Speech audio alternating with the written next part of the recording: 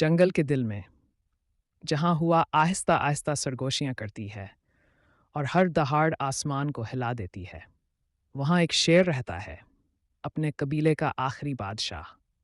कभी इसके इर्द गिर्द दर्जनों शेरनियों और बच्चों का झुंड हुआ करता था।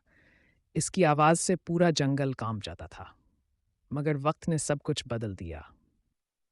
अब ना वो सल्तनत रही, ना वो साथी, सिर्फ यादें बाकी रह गईं।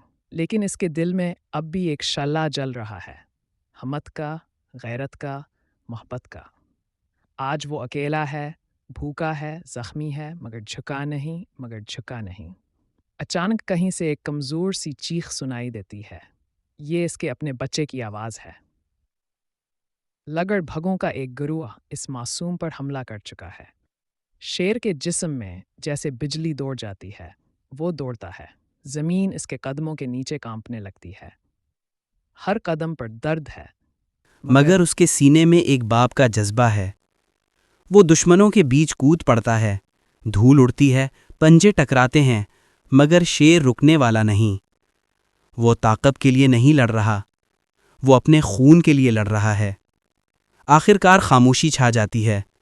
लगड़ भग्गे भाग जाते हैं और शेर अपने बच्चे के पास आकर खड़ा हो जाता है। सूरज तुलू होता है, रोशनी उसके जख्मों पर पड़ती है, मगर उसके चेहरे पर फख्र है, क्योंकि आज उसने बादशाह होने का नहीं